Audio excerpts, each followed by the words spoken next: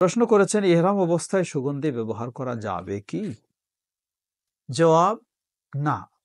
ইহরাম অবস্থায় নারী ও পুরুষ উভয়ের জন্য সুগন্ধি ব্যবহার করা নিষিদ্ধ।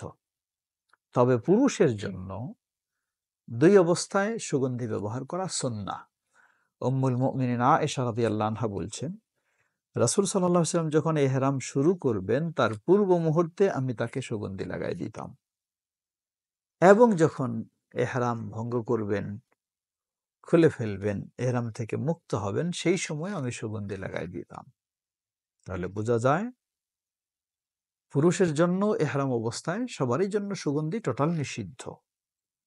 সুগন্ধি জাতীয় সাবান, শ্যাম্পু ইত্যাদি ব্যবহার, সেটার সুগন্ধি যদি স্থায়ী থাকে তাহলে এমনগুলি বর্জন করা উচিত, আর যেটা স্থায়ী থাকবে না সেগুলি আপনি চেষ্টা করবেন ব্যবহার করতে।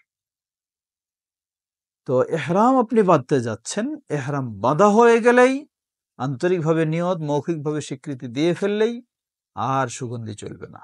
কিন্তু এই বাঁধার পূর্বে আপনি আপনার বডিতে সুগন্ধি ব্যবহার করতে পারবেন, এটি সুন্নাহ, পুরুষের জন্য, মেয়েদের জন্য নয়।